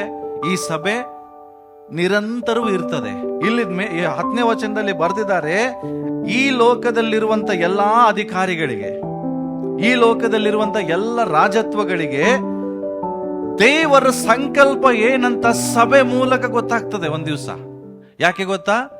ಈ ಲೋಕದ ರಾಜತ್ವಗಳು ಅಳಿಸಿ ಹೋಗ್ತದೆ, ಅಧಿಕಾರಿಗಳು ಅಳಿಸಿ ಹೋಗ್ತದೆ, ಸಭೆ ಮಾತ್ರ ಶಾಶ್ವತವಾಗಿ ನಿಲ್ತದೆ. ಆಗ ಜನ ಹೇಳ್ತಾರೆ, ಅರೇ ಇದೇ ಜೀವನ್ ಜ್ಯೋತಿ ಚರ್ಚೆಗೆ ವಿರೋಧವಾಗಿ ನಿಂತಿದ್ವಲ್ಲ, ಇದು ಶಾಶ್ವತವಾಗಿದೆ, ಇದು ಪರಲೋಕದಲ್ಲಿ ಶಾಶ್ವತವಾಗಿರ್ತದೆ. ತಿಳ್ಕೊಡ್ರಿ, ಎಲ್ಲ ಅಳಿದು ಹೋಗ್ತದೆ, ಸಭೆ ಶಾಶ್ವತವಾಗಿ ನಿಲ್ತದೆ. ಯಾಕೆಂದ್ರೆ ಈ ಸಭೆಯನ್ನ ದೇವರು ತಯಾರು ಮಾಡ್ತಾ ಇದ್ದಾರೆ, ಶುದ್ಧೀಕರಿಸ್ತಾ ಇದ್ದಾರೆ. ಮೊದಲಿಗಿತ್ತಿ ಎಂಬ ರೀತಿಯಲ್ಲಿ ಇದು ನಿರ್ದೋಷವಾಗಿ ಮಾಡ್ತಾ ಇದ್ದಾರೆ. ಯಾಕೆ? ಮೊದಲಿಂಗನು ಬಂದಾಗ ಮೊದಲಿಂಗನ ಜೊತೆಗೆ ಸಭೆ ಕನ್ಯೆ ಮದುವೆ ಆಗ್ತದೆ. ಆವಾಗ ಮೊದಲಿಂಗನ ಜೊತೆಗೆ ಸಭೆಯಾದ ನಾವು ನಿರಂತರವಾಗಿರ್ತೇವೆ. ಸಭೆಗೆ ಸಾವಿಲ್ಲ ರೀ. ಹಲೋ, ಸಭೆಯಾಗಿ ಕೂಡಿ ಬರೋರಿಗೆ ಸಾವಿಲ್ಲ. ನಿಮಗೆ ಸತ್ಯ ಅರ್ಥ ಆಗ್ತಾ ಇದೆಯೋ ಗೊತ್ತಿಲ್ಲ, ನಿಮ್ಮ ಮೈಂಡ್ ಒಳಗೆ ಏನು ಓಡಾಡ್ತಾ ಇದೆ ಗೊತ್ತಿಲ್ಲ. ಬಟ್ ನಾನು ಮಾತನಾಡುವಾಗಲೇ ನಾನು ಮುಂದಿನ ನೋಡ್ತಿರ್ತೇನೆ. ಏನು? ಇಡೀ ಲೋಕ ಅಳಿದು ಹೋಗಿರ್ತದೆ, ಬಟ್ ನೀವು ಯೇಸು ಸ್ವಾಮಿ ಜೊತೆಗೆ ಶಾಶ್ವತವಾಗಿ. ಇಮ್ಯಾಜಿನ್ ಜಸ್ಟ್ ಒಂದ್ಸರಿ ಊಹೆ ಮಾಡ್ಕೊಳ್ರಿ, ಹೆಂಗ ಆಗ್ಬೋದು? ಎಲ್ಲ ಅಳಿದೋಗಿದೆ, ಎಲ್ಲ ನಾಶ ಆಗಿದೆ. ಆದ್ರೆ ಸಭೆ ಯೇಸು ಕ್ರಿಸ್ತರು ಮಾತ್ರ ಇದ್ದಾರೆ, ಶಾಶ್ವತವಾಗಿದ್ದಾರೆ. ಅದಕ್ಕಾಗಿ ಯೇಸು ಹೇಳಿದ್ರು, ನನ್ನ ಸಭೆ. ಹೆಂಗ್ ಹೇಳ್ತಾ ಇದ್ದಾರೆ ಗೊತ್ತಾ ಇದನ್ನ? ಈ ಟಾಪಿಕ್ ಬಂದಿದ್ದು ಯಾವಾಗ? ನನ್ನ ಸಭೆ ನಿರ್ದೋಷವು ನಿಷ್ಕಳಂಕವಾದ ರೀತಿಯಲ್ಲಿ ಇದನ್ನ ನಾನು ಕಾಪಾಡ್ತೇನೆ ಅಂತ ಹೇಳಿದ ಕಣ್ಣೆ ಯಾವಾಗ ಬಂತು? ಅದ್ರ ಮೇಲ್ ನೋಡ್ರಿ, ಗಂಡ ಹೆಂಡತಿ ರಿಲೇಶನ್ಶಿಪ್ ಬಗ್ಗೆ ಮಾತಾಡ್ತದೆ. ಮೇಲೆ ಕ್ರಿಸ್ತನು ತನ್ನ ಸಭೆನ ಹೆಂಗೆ ಪ್ರೀತಿಸ್ತಾನೋ ಹಾಗೆ ಪ್ರತಿ ಪುರುಷನು ತನ್ನ ಹೆಂಡತಿಯನ್ನ ಪ್ರೀತಿಸಲಿ ಅಂತ ಬರ್ತದೆ. ಅರ್ಥ ಏನು? ಗಂಡ ಹೆಂಡತಿ ಸಂಬಂಧ ಬಗ್ಗೆ ಮಾತಾಡ್ತಾ ಇದೆ. ಕ್ರಿಸ್ತನು ಸಭೆಯನ್ನ ಪ್ರೀತಿಸ್ತಾನೆ. ಬರ್ತದ? ಕ್ರಿಸ್ತನು ಸಭೆಯನ್ನ ಹೇಗೆ ಪ್ರೀತಿ ಮಾಡ್ತಾನೋ ಹಾಗೆ ನೀವು ಏನ್ ಮಾಡ್ಬೇಕಂತೆ? ನಿಮ್ಮ ಹೆಂಡತಿಯನ್ನು ಆಗ ಅರ್ಥ ಏನು? ಹಾಗಾದ್ರೆ ಯೇಸು ಕ್ರಿಸ್ತನು ಸಭೆಯನ್ನು ಹೆಂಗೆ ಪ್ರೀತಿ ಮಾಡ್ತಾನೆ? ತನ್ನ ಪ್ರಾಣಕ್ಕಿಂತ ಹೆಚ್ಚು. ಯೇಸು ಕ್ರಿಸ್ತನ ಸಭೆಗೆ ಹೆಂಗೆ ಪ್ರೀತಿ ಮಾಡ್ತಾನೆ? ನಿಮ್ಮ ಕೆಲಸವನ್ನು ಯೇಸು ಪ್ರೀತಿ ಮಾಡ್ತಾನ? ಮಾತಾಡ್ರಿ. ನಿಮ್ಮ ಬಿಸ್ನೆಸ್ ಅನ್ನ ಯೇಸು ಪ್ರೀತಿ ಮಾಡ್ತಾನ? ನಿಮ್ಮ ಆಸ್ತಿಯನ್ನು ಯೇಸು ಪ್ರೀತಿ ಮಾಡ್ತಾನ? ಯಾರನ್ನ ಯೇಸು ಜಾಸ್ತಿ ಪ್ರೀತಿ ಮಾಡ್ತಾನೆ? ಸಭೆ ಅಂದ್ರೆ ಏನು? ಅಂದ್ರೆ ಯಾವಾಗ ಆಗತ್ತೆ ಸಭೆ? ಯಾವುದನ್ನ ಯೇಸು ಪ್ರೀತಿ ಮಾಡ್ತಾರೋ ಅದನ್ನ ನೀವು ಪ್ರೀತಿ ಮಾಡ್ತಿಲ್ಲ. ತನ್ನ ಪ್ರಾಣಕ್ಕಿಂತ ಹೆಚ್ಚಾಗಿ ಯೇಸುವೆ ಸಭೆಯನ್ನು ಪ್ರೀತಿಸಿ ತನ್ನ ಪ್ರಾಣ ಕೊಟ್ಟಿದ್ದಾರೆ. ಈ ಸಭೆ ನೀವು ಪ್ರೀತಿ ಮಾಡ್ತಾ ಇಲ್ಲ. ಸಂಡೇ ಬಂದ್ರೆ ಯಾಕೆ ಹೋಗೋದು ಬಿಡು, ಒಂದ್ ದಿವಸ ಹೋದ್ರೆ ಏನಾಗ್ತದೆ? ಇವತ್ತು ಹಂಗೆ ಹೇಳಿಸ್ ಕೆಲವ್ರು ಬಂದಿಲ್ಲ, ಏನಾಗ್ತದ ಒಂದ್ ದಿವಸ? ಯಾಕೆಂದ್ರೆ ಅವ್ರು ಹೆಚ್ಚು ಪ್ರೀತಿ ಯಾರನ್ನು ಮಾಡ್ತಾರೆ? ಲೋಕ ಯಾವುದು ನಾಶವಾಗಿ ಹೋಗ್ತಾ ಇದೆಯೋ ಅದನ್ನು ಪ್ರೀತಿ ಮಾಡ್ತಾ ಇದ್ದಾರೆ. ಯಾವುದು ಶಾಶ್ವತವಾಗಿರುತ್ತೆ ಅದನ್ನು ಪ್ರೀತಿ ಜನರಿಗೆ ಹುಚ್ಚು ಹಿಡ್ದದೆ. ಒಂದ್ ರೀತಿ ಹೇಳ್ಬೇಕಂದ್ರೆ ಏನ್ ಹಿಡ್ದದೆ? ಹುಚ್ಚು ಹಿಡ್ದದೆ ಅಷ್ಟೇ. ಹುಚ್ಚರವ್ರು ಅಲ್ರಿ. ಶಾಶ್ವತವಾಗಿ ನಿಲ್ಲು ಸಭೆನ ಪ್ರೀತಿ ಮಾಡ್ರ ಅಂದ್ರೆ ಇವತ್ತೇ ನಾಳೆ ತಮ್ಮ ಕೈ ಬಿಟ್ಟು ಹೋಗೋದನ್ನು ಪ್ರೀತಿ ಮಾಡ್ತಿದ್ದಾರೆ. ಏನ್ ಹೇಳ್ಬೇಕು ಈ ಮೆಂಟಲ್ ಜನರಿಗೆ? ನಿಜವಾಗಿ ನಾವು ಪಾಸ್ಟರ್ ಒಂದ್ಸಲ ತಗೊಂಡ್ ಬಡಿಬೇಕು ಅನಿಸ್ತದೆ ಒಂದ್ಸರಿ. ಏನ್ ಮಾಡ್ತೀರಿ ಹೇಳ್ರಿ? ದೇವರು ಕೈ ಕಟ್ಟಾಕ್ಬಿಟ್ಟಿರ್ತಾರೆ ನಮ್ಮನ್ನ. ಅಷ್ಟು ಬುದ್ಧಿ ಇಲ್ವಾ ನಿಮಗೆ? ಬುದ್ಧಿಗೆಟ್ಟ ಜನರ ಸಭೆ ನಿರಂತರವಾಗಿ ಇರುವಂತದ್ದು, ನಾಶವಾಗುವುದಿಲ್ಲ. ಹಳ್ಳಿ ಸೇರು ಅಂದ್ರೆ ಯಾವುದು ಇವತ್ತು ನಾಳೆ ಸತ್ತೋಗ್ತದೋ, ಸತ್ತೋಗಿ ನಾಶವಾಗಿ ಹೋಗ್ತದೋ ಅದನ್ನು ಪ್ರೀತಿ ಮಾಡ್ತಿರ್ತೀರಿ. ನಾ ಏನ್ ಹೇಳೋರು ನಿಮಗೆ? ಒಂದ್ ತಿಳ್ಕೊಡ್ರಿ ಪ್ರಿಯರೇ, ದೇವರನ್ನ ಪ್ರೀತಿಸೋರು ಎಂದಿಗೂ ಆಶಾಭಂಗ ಪಡುವುದಿಲ್ಲ. ವಿಶೇಷವಾಗಿ ಆತನ ಸನ್ನಿಧಾನಕ್ಕೆ ಯಾರು ಬರ್ತಾರಲ್ಲ ಅವ್ರ ಮುಖ ಲಜ್ಜೆಯಿಂದ ಕೆಡೋದೇ ಇಲ್ಲ. ಅವ್ರೇನ್ ತಿಳ್ಕೊಂಡಿದ್ದಾರೆ? ಇವತ್ತು ಚರ್ಚಿಗೆ ಹೋದ್ರೆ ಇಷ್ಟು ಲಾಸು, ಇವತ್ತು ಚರ್ಚಿಗೆ ಹೋದ್ರೆ ಅಷ್ಟು ಲಾಸ್. ನಾನು ಹೇಳಿ ನೀವು ಲಾಸ್ ಅಲ್ಲೇ ಇರ್ತೀರಿ, ನಿಮ್ಗೆ ಅರ್ಥ ಆಗುದಿಲ್ಲ ಅದು. ನೋಡ್ರಿ ಬೇಕಾದ್ರೆ ನೀವು ದೇವರಿಗೆ ಕೊಡುವ ಸ್ಥಾನ ಕೊಡದೇ ಇರುವಾಗ ಸಡನ್ ಡಿಸ್ಟ್ರಾಕ್ಷನ್ ನಿಮ್ ಲೈಫಲ್ಲಿ ಬರ್ತದೆ. ಫುಲ್ ಕೂಡಿಸಿ 1 ಲಕ್ಷ ಮಾಡಿರ್ತೀರಿ, ಸಡನ್ ಆಗಿ ಏನಾರ ಒಂದು ಸಮಸ್ಯೆ ಢಮ್ ಅಂತ 1 ಲಕ್ಷ ಹೋಗ್ಬಿಡ್ತದೆ. ಹಾಸ್ಪಿಟ್ಲಿಗಾರ ಹೋಗಿರ್ತದೆ ಅಥವಾ ಹೆಂಗ ಹೋಗ್ತದೆ ನಿಮ್ಗೆ ಅರ್ಥನೇ ಆಗ್ತಿಲ್ಲ ಅದು ಯಾಕೆ ಹೋಗ್ತಾ ಇದೆ. ಸಡನ್ ನೀವು ಅನ್ಕೊಂಡ್ರಿ ಇವತ್ತು ಲಾಭ ಆಗ್ತದ, ಏನು ಲಾಭ ಇಲ್ಲ. ಅದೆಲ್ಲ ಒಂದ್ಸರಿ ಹೋಗ್ತದ. ಆದ್ರೆ ದೇವರ ಸನ್ನಿಧಾನದಲ್ಲಿ ಕಳೆಯುವಂತ ಒಂದೊಂದು ಸಮಯ ಅದು ವ್ಯರ್ಥವಲ್ಲ ಅಂತ ಹೇಳ್ತದೆ. ಕ್ರಿಸ್ತನಿಗಾಗಿ ಪಡೋ ಪ್ರಯಾಸ ಕೂಡ ಅದು ವ್ಯರ್ಥವಲ್ಲ ಅಂತ ಹೇಳ್ತದೆ. ಅದು ನಿಮಗೆ ಲಾಭ. ಓಕೆ, ಯಾಕೆ ಸಭೆ ಇಂಪಾರ್ಟೆಂಟು? ಯಾಕೆ ಪ್ರಾಮುಖ್ಯವಾಗಿದೆ? ಇದು ಶಾಶ್ವತವಾಗಿ ಇರ್ತದೆ. ಎಲ್ರು ಹೇಳ್ರಿ, ಸಭೆ ಶಾಶ್ವತವಾಗಿ ಇರ್ತದೆ.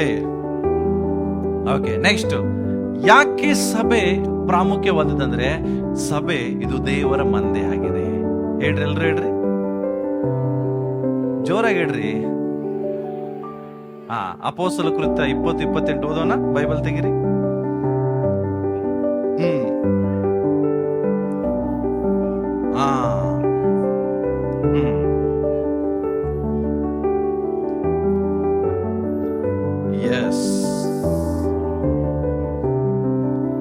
ದೇವರ ವಾಕ್ಯ ಹೇಳ್ತದೆ, ದೇವರು ಸ್ವರಕ್ತದಿಂದ ಸಂಪಾದಿಸಿಕೊಂಡ ಜೀವನ ಜ್ಯೋತಿ ಸಭೆ.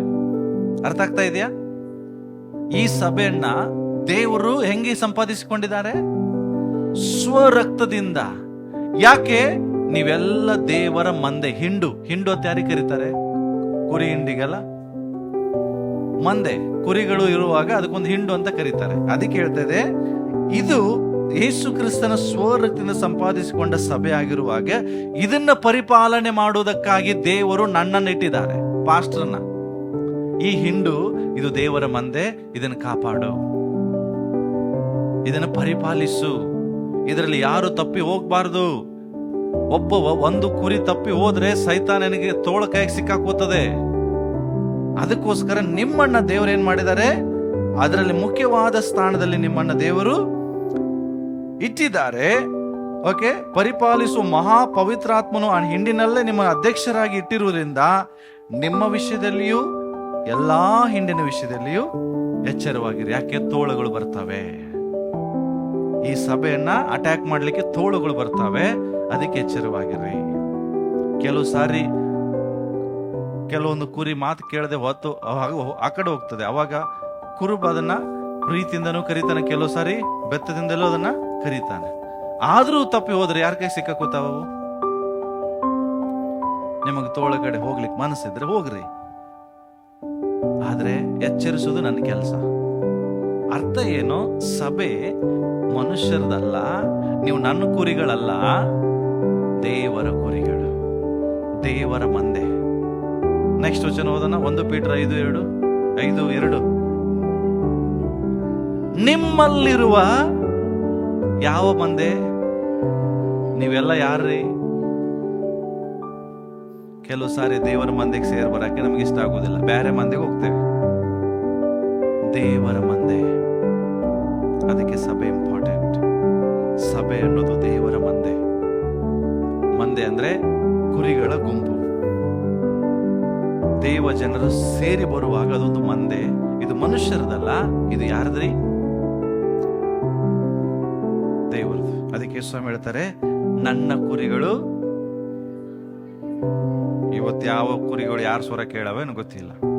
ಕೇಳಿದವ್ರು ಇಲ್ಲಿ ಬಂದು ಕೂತೀರಿ, ದೇವರ ಸ್ವರ ಕೇಳಿದವ್ರು ಇಲ್ಲಿ ಬಂದಿದ್ದೀರಿ, ಬೇರೆ ಸ್ವರ ಕೇಳಿದವರು ಹೋಗಿದ್ದಾರೆ. ಪ್ರತಿ ಭಾನುವಾರ ದೇವರ ಸ್ವರ ಬರಲ್ವ ನಿಂಗೆ? ನನ್ನ ಆಲೆಗೆ ಓಡಿ ಬಾ, ನನ್ನ ಸನ್ನಿಧಾನದಲ್ಲಿರು, ನಾನು ಮಾಡಿದ ಉಪಕಾರವನ್ನು ನೆನೆಸು, ಹೇಳುದಿಲ್ವಾ ದೇವರ ಸ್ವರ? ಆಮೇಲೆ ಇನ್ನೊಂದು ಸ್ವರ ಬರ್ತದೆ, ಆಮೇಲೆ ಕಳ್ಳನ ಸ್ವರನೂ ಬರ್ತದೆ. ಇವತ್ತು ಹೋಗ್ಬೇಡ, ಇವತ್ತು ಹೋದ್ರೆ ಇಷ್ಟು ಲಾಸ್ ನೋಡು, ಇವತ್ತು ಹೋಗ್ಬೇಡ. ನೋಡ್ರಿ ಯಾವ ಸ್ವರ ಕೇಳಿಸ್ಕೊತಾರೆ. ನೀವು ದೇವರ ಮಂದೆ ಆದ್ರೆ ದೇವರ ಸ್ವರವನ್ನೇ ಕೇಳಿಸ್ಕೊಳ್ತೀರಿ. Okay, next. ಹಾಗಾದ್ರೆ ನಾನು ಮುಗಿಸ್ತೇನೆ, ಬೇಗ ಟೈಮ್ ಆಯ್ತು. ನೆಕ್ಸ್ಟ್, ಯಾಕೆ ಸಭೆ ಇಷ್ಟು ಪ್ರಾಮುಖ್ಯವಾದದ್ದು? 3 ಕಾರಣ. 4ನೇ ಕಾರಣ ಬರ್ಕೊಡ್ರಿ. ಸಭೆ ಇದು ಕ್ರಿಸ್ತನ ಮೊದಲ ಗಿತ್ತಿ. ಯಾಕೆ ಪ್ರಾಮುಖ್ಯವಾಗಿದೆ ಸಭೆ? ಇದು ಮೊದಲ ಗಿತ್ತಿ. ಪ್ರಕಟಣೆ ಪುಸ್ತಕ 19ನೇ ಅಧ್ಯಾಯ 7-8 ಓದೋಣ ಬೇಗ. ಏನ್ ಬಂತ್ರಿ? ಯಜ್ಞದ ಕುರಿಯಾದ ಆತನ ಯೇಸು ಕ್ರಿಸ್ತನ ವಿವಾಹದ ಕಾಲ ಬರ್ತದೆ.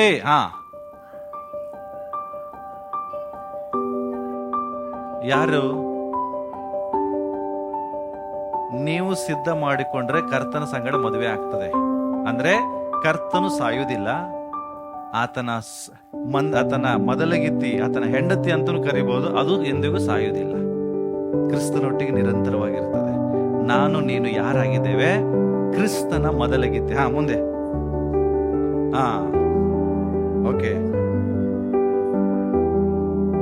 ಆತನನ್ನ ಗಣಪಡಿಸೋಣ. ನೆಕ್ಸ್ಟ್ ಇನ್ನೊಂದು ವಚನ 21:2 ಓದ್ಮ ಬೇಗ.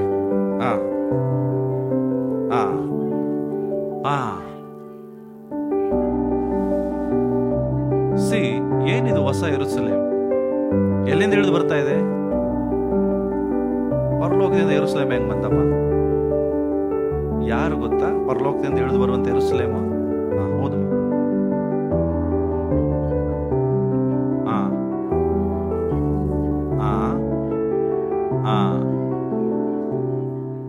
ಯಾರು? ನಾನು ನೀನು ಪರಲೋಕದಿಂದ ಮತ್ತೆ ದೇವರ ಸಂಗಡಿ ಇಳಿದು ಬರೋರು. ನೀನು ನಾನು ಯೇಸು ಕ್ರಿಸ್ತನ ಮೊದಲಾಗಿರ್ತೀವಿ. ಅದಕ್ಕೋಸ್ಕರ ಸಭೆಯನ್ನ ಪ್ರೀತಿ ಮಾಡ್ರಿ, ಸಭೆನ ದ್ವೇಷಿಸ್ಬೇಡ್ರಿ, ಸಭೆ ವಿಷಯದಲ್ಲಿ ಆಲಸ್ಯಗಾರ ಆಗ್ಬೇಡ್ರಿ, ಉದಾಸೀನ ತೋರಿಸ್ಬೇಡ್ರಿ. ಇದು ದೇವರ ಮೊದಲಾಗಿತ್ತಿ. ಓಕೆ, ನಾನು ಫಾಸ್ಟ್ ಆಗಿ ಹೋಗ್ತೇನೆ. ನೆಕ್ಸ್ಟ್, ಯಾಕೆ ಸಭೆ ಇಷ್ಟು ಪ್ರಾಮುಖ್ಯವಾಗಿದೆ? ನೆಕ್ಸ್ಟ್ ಇನ್ನೊಂದು ಹೇಳ್ತೇನೆ. Church is the body of Christ. ಇದು ಯೇಸು ಕ್ರಿಸ್ತನ ಮೊದಲಗಿತ್ತಿ ಅಲ್ಲದೆ ಯೇಸು ಕ್ರಿಸ್ತನ ಶರೀರ ಕೂಡ ಆಗಿದೆ. 1 ಕೊರಿಂಥ 12:27 ಫಾಸ್ಟ್ ಬೇಗ.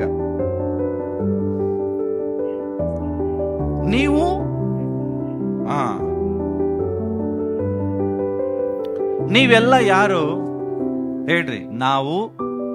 ನಾನಲ್ಲ, ನಾವು ಕ್ರಿಸ್ತನ ದೇಹವಾಗಿದ್ದೇವೆ. ಒಂದು ದಿವಸ ನಿಮ್ ಕೈಗೆ ನಂಗೆ ಬಾಡಿಗೆ ಕೊಡ್ರಿ. ಒಂದ್ ದಿವಸ ನಿಮ್ ಕೈ ನಂಗೆ ಬಾಡಿಗೆ ಕೊಡ್ತೀರಾ? ತಗೊಂಡು ಹೋಗ್ತೀನಿ ನಾನು ಎಲ್ಲಾದ್ರೂ. ಕೊಡ್ತೀರೇನ್ರಿ? ಯಾಕೆ ಕೊಡೋದಿಲ್ಲ? ಇದು ನನ್ನ ದೇಹದ ಅಂಗ, ಹೌದಾ? ಅದಕ್ಕೆ ನಾನು ಇದನ್ನ ಬಿಟ್ಟು ಹೋಗೋದಿಲ್ಲ. ಇವತ್ತು ಒಂದು ಕಾಲು ಕಾಣ್ತಿಲ್ಲ, ಒಂದು ಬೆರಳು ಕಾಣ್ತಿಲ್ಲ, ಒಂದು ಮೂಗು ಕಾಣ್ತಿಲ್ಲ. ಅವಕ್ಕೇನಾಗಿದೆ? ನಾನು ಕ್ರಿಸ್ತನ ದೇಹ ಅಂತಾನೆ ಗೊತ್ತಿಲ್ಲ. ಯಾವಾಗ ನಾವೆಲ್ಲ ಸೇರಿ ಬರುವಾಗ ಪರಿಪೂರ್ಣ ಅಂಗ ಆಗ್ತೇವೆ. ಯಾಕೆ? ನೀವು ಬೇರೆಯವರಲ್ಲ. ನೀವು ಬೇರೆಯವರಾಗಿದ್ರೆ ನಿಮ್ಮನ್ನು ಕರಿತಾ ಇರಲಿಲ್ಲ.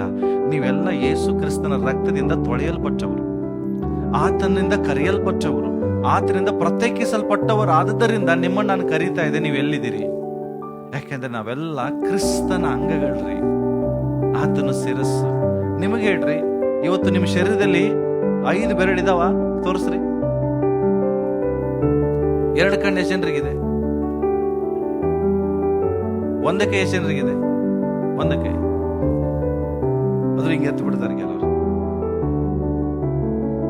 ನಿಮ್ಮ ದೇಹದಲ್ಲಿ 2 ಕಣ್ಣು ಬಲ್ಲಿ 1 ಕಣ್ಣಿದ್ರೆ ಚಂದ ಕಾಣ್ತದ? ಒಂದೇ ಕಿವಿ ಇದ್ರೆ, ಅರ್ಧ ಮೂಗಿದ್ರೆ ಹೆಂಗ್ ಕಾಣ್ತಿದ್ರಿ? 2 ಕಣ್ಣು ಇದ್ದಿದ್ದಕ್ಕೆ, 2 ಕಿವಿ ಇದ್ದಿದ್ದಕ್ಕೆ ಎಷ್ಟು ಚಂದ ಕಾಣ್ತಿದ್ದೀರಿ, ಹೌದಾ? ಅದೇ ಒಂದೇ ಕಿವಿ ಒಂದೇ ಕಣ್ಣಿದ್ರೆ ನಿಮ್ಮನ್ನ ಯಾರು ನೋಡೋದಿಲ್ಲ. ಅಯ್ಯೋ ಹೆಂಗ್ ಕಾಣ್ತಾರಪ್ಪ ಅನಿಸ್ತದೆ. ಸಭೆಯಲ್ಲಿ 1 ಕಣ್ಣಿಲ್ಲ, ಚಂದ ಕಾಣ್ತದ ಇದು? ಹಾಗಾದ್ರೆ ಏನ್ ಮಾಡ್ಬೇಕು ನೀವು? ಇಬ್ರಿಯರ ಪತ್ರಿಕೆಯಲ್ಲಿ ಏನ್ ಹೇಳ್ತದೆ? ಕೆಲವರು ಸಭೆಯಾಗಿ ಕೂಡಿ ಬರುವುದನ್ನು ರೂಢಿಯಾಗಿ ಬಿಟ್ಟಿದ್ದಾರೆ, ಹಾಗೆ ನೀವು ಬಿಡಬೇಡ್ರಿ, ಬಿಟ್ಟವ್ರನ್ನ ಹೋಗಿ ಎಚ್ಚರಿಸ್ರಿ. ಯಾಕೆ? ಇದು ಕ್ರಿಸ್ತನ ದೇಹ. ಎಲ್ಲ ಸೇರಿ ಬರುವಾಗ ತಲೆಗೆ ಮಹಿಮೆ ಆಗ್ತದೆ. ನಿಮ್ಮ ಎಲ್ಲ ಅಂಗಾಂಗಗಳು ಕೆಲಸ ಮಾಡುವಾಗ ನಿಮ್ಮ ತಲೆ ಆರಾಮಿದೆ, ಹೌದಾ? ಒಂದು ಕೈ ಕೆಲಸ ಮಾಡ್ತಿಲ್ಲ ಅಂದ್ರೆ ತಲೆಗೆ ಎಷ್ಟು ಕೆಲಸ ಇದಾಗ್ತದೆ, ಟೆನ್ಷನ್ ಆಗಲ್ಲ, ಮಂಡೆ ಬಿಸಿ ಆಗ್ತದೆ. ಯಾಕೆ? ಒಂದು ಕೈ ಕೆಲಸ ಮಾಡ್ತಿಲ್ಲ. ಯೇಸು ಕ್ರಿಸ್ತನ ತಲೆಯಾಗಿದೆ, ಅವ್ರಿಗೆ ಎಷ್ಟು ಬೇಸರ ಆಗ್ಬೋದು. ಎಲ್ಲಿ ನನ್ನ ಕುರಿ, ಎಲ್ಲಿದ್ದಾರೆ? ಹೋಗಿ ಎಚ್ಚರಿಸ್ರಿ, ಹೇಳ್ರಿ. ದೇವರಿಗಿಂತ ಇಂಪಾರ್ಟೆಂಟ್ ಯಾರು ಅಲ್ಲ. ಹೋದ್ವಾರ ಸಂದೇಶ ಕೇಳಿದ್ರ? ಏನಿತ್ತು ಹೋದ್ವಾರ ಸಂದೇಶ? ಏನಿತ್ತು ಹೋದ್ವಾರ ಸಂದೇಶ? ಏನಿತ್ತು? ಗುಣಗುಣ ಮಾಡ್ಬೇಡ್ರಿ, ಗೊತ್ತಿದ್ರೆ ಎತ್ತಿ ಹಿಂಗ್ ಹೇಳ್ರಿ. ಹೋದ್ವಾರ ಸಂದೇಶ ಇದೆ ಇತ್ತು. ಏನಿತ್ತು? ಒಬ್ಬರಿಗೊಬ್ಬರು, ಅದು ಮುಗಿದೋಯ್ತು. ನಿನ್ನ ದೇವರು ಯಾರು? Who is your god? ಇತ್ತ? ದೇವರಿಗೆ ಕೊಡಬೇಕಾದ ಸ್ಥಾನ, ದೇವರಿಗೆ ಕೊಡಬೇಕಾದಂತ ಮಹಿಮೆ, ಗೌರವ ನೀವು ಇನ್ನೊಬ್ಬರಿಗೆ ಕೊಟ್ರೆ ಅದೇ ನಿನ್ ದೇವರು. ದೇವರಿಗಿಂತ ಬೇರೆ ಯಾರನ್ನೇ ಪ್ರೀತಿಸಿದ್ರು ಅದೇ ನಿನ್ ದೇವರು. ಹಾಗಾದ್ರೆ ನಿನ್ ದೇವರು ಯಾರು ಅಂತ ಕೇಳಿದ್ನ, ನೆನಪಿದೆಯಾ? ನನಗೆ ಹೇಳದವಂಗ ನೆನಪಿದೆ, ನಿಮಗೆ ಗೊತ್ತಿಲ್ಲ. ಯಾಕೆಂದ್ರೆ ಮರೆತು ಹೋಗಿದ್ದೀರಿ. ನಿಮ್ ದೇವರು ಯಾರಂತ ನೀವು ಆಲ್ರೆಡಿ. ಕೆಲವರಿಗೆ ವ್ಯಕ್ತಿಗಳ ದೇವರಾಗಿದ್ದಾರೆ, ಕೆಲವರಿಗೆ ಕೆಲಸ ದೇವರಾಗಿದೆ, ಕೆಲವರಿಗೆ ಆಸ್ತಿ ದೇವರಾಗಿದೆ, ಕೆಲವರಿಗೆ ಅವ್ರ ಹೊಟ್ಟೆನೇ ದೇವರಾಗಿದೆ. ಯೇಸು ಕ್ರಿಸ್ತ ಅವರಿಗೆ ದೇವರಲ್ಲ. ನೀನು ಯಾರಿಗೆ ಹೆಚ್ಚು ಪ್ರಾಮುಖ್ಯತೆ ಕೊಡ್ತೀವಿ ಅವ್ರು ನಿನ್ನ ದೇವರಾಗ್ತಾರೆ. ನಿನಗಾಗಿ ಪ್ರಾಣ ಕೊಟ್ಟವನಿಗಾಗಿ ನೀನು ಪ್ರಾಮುಖ್ಯತೆ ಕೊಟ್ರೆ ಯೇಸು ಕ್ರಿಸ್ತ ನಿನ್ನ ದೇವರು. ಯೇಸು ಕ್ರಿಸ್ತನಿಗಿಂತ ಇನ್ನೊಬ್ಬರಿಗೆ ನೀನು ಜಾಸ್ತಿ ಪ್ರಾಮುಖ್ಯತೆ ಕೊಟ್ರೆ ಅವ್ರು ನಿನ್ನ ದೇವರು. ಇವತ್ತು ನಿನ್ನ ದೇವರು ಯೇಸು ಕ್ರಿಸ್ತನೇ ಆಗಿದ್ರೆ ನೀವು ಅಂಗಗಳಾಗಿ ಆತನ ಸನ್ನಿಧಾನದಲ್ಲಿ ಸೇರ್ತೀರಿ. Okay, next last. ಸಭೆ ದೇವರ ಆಲಯವಾಗಿದೆ. It's a temple of God. ದೇವರ ಆಲಯ, ದೇವರ ಮಂದಿರವಾಗಿದೆ. ಅದೊಂದು ವಚನ ಓದಿ ಮುಗಿಸೋಣ. 1 ಕೊರಿಂಥ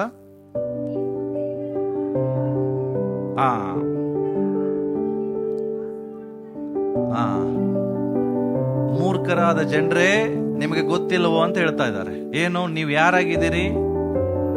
ದೇವರ ಆಲಯವಾಗಿದ್ದೀರಿ. ನಿಮ್ಮ ಒಳಗಡೆ ಯಾರಿದ್ದಾರೆ? ದೇವರ ಆತ್ಮ ಇದ್ದಾನೆ. ಅದು ನಿಮ್ಗೆ ಅರ್ಥ ಆಗೋದಿಲ್ವೋ?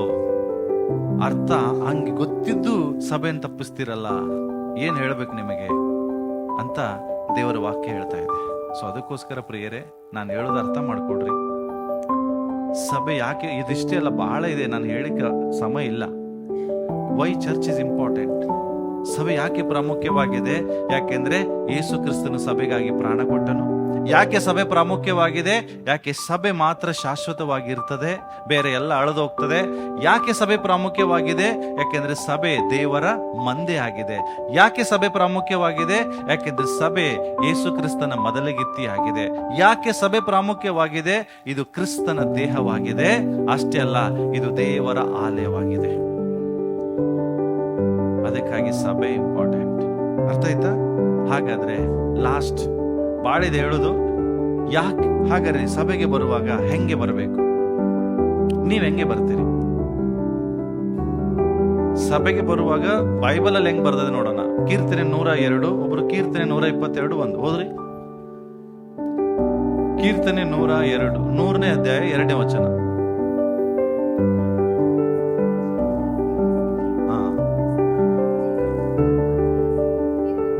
ಓಕೆ, 122 1 ಓದೋಣ.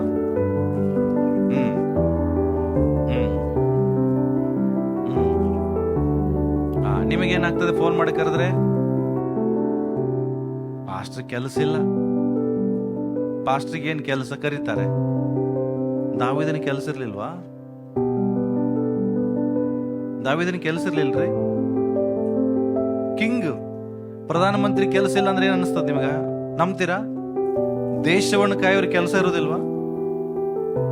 ಆದ್ರೆ ಅವನ್ ಹೇಳ್ತಾನೆ ಸಂತೋಷ ಆಗ್ತದೆ. ಮತ್ತೆ ಹೇಳ್ತದೆ 100ನೇ ಅಧ್ಯಾಯ 2ನೇ ವಚನದಲ್ಲಿ, ಉತ್ಸಾಹ ಧ್ವನಿ ಮಾಡುತ್ತಾ ಆತನ ಸನ್ನಿಧಿಗೆ ಬರ್ರಿ, ಡ್ಯಾನ್ಸ್ ಮಾಡ್ತಾ ಬರ್ರಿ ಅಂತ. ನೀವ್ ಹೆಂಗ್ ಬರ್ತೀರಿ?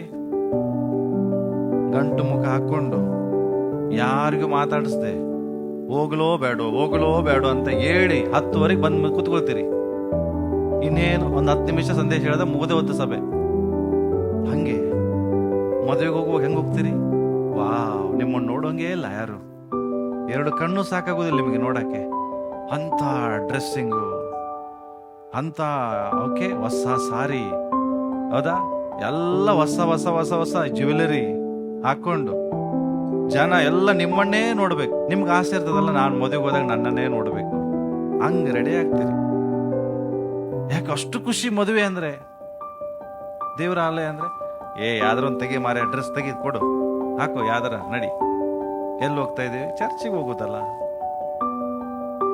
ದಾವೀದ ಹಂಗೆ ಹೇಳುದಿಲ್ಲ, ಕುಣಿತಾ ಬರ್ತಾನಂತ. ಅವನು ಉತ್ಸಾಹ ಧ್ವನಿ ಮಾಡುತ್ತಾ ಬರ್ತಾನೆ, ಸಂತೋಷವಾಗಿ ಬರ್ತಾನೆ.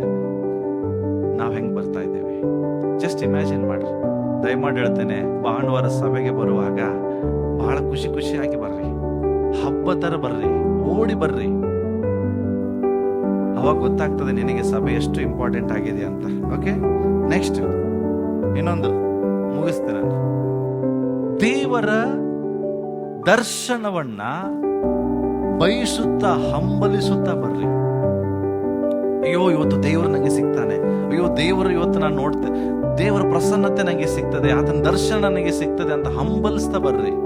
ನಿಮ್ಮ ಹಂಬಲಿಕೆ ಹೆಂಗಿರ್ತದೆ ನಂಗೆ ಗೊತ್ತಿಲ್ಲ. ಇವತ್ತು ಏನ್ ಸಿಗ್ತದೋ, ನನಗೇನ್ ಸಿಗ್ತದೆ, ಹಂಗ್ ಬರಬೇಡ್ರಿ. ಯೋಬನ ಪುತ್ರಿಕೆ 23 ಅವನು ಹೇಳ್ತಾನೆ, ದೇವರ ದರ್ಶನ ಎಲ್ಲಿ ಸಿಗ್ತದೆ ನಂಗೆ ಹೇಳ್ರಿ, ನಾನು ಓಡೋಗ್ತೇನೆ ಅಂತಾನೆ. ಹೋದ್ಮಾ?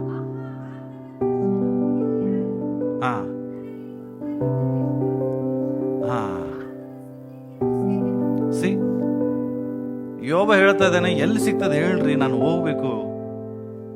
ಎಲ್ಲಿದೆ ದೇವರ ದರ್ಶನ? ದೇವರ ವಾಕ್ಯ ಹೇಳ್ತದೆ, ಎಲ್ಲಿ 2, 3 ನನ್ನ ಹೆಸರಿನಲ್ಲಿ ಸೇರಿ ಬರ್ತಾರೋ ಅವರ ಮಧ್ಯದಲ್ಲಿ ನಾನಿರ್ತೇನೆ.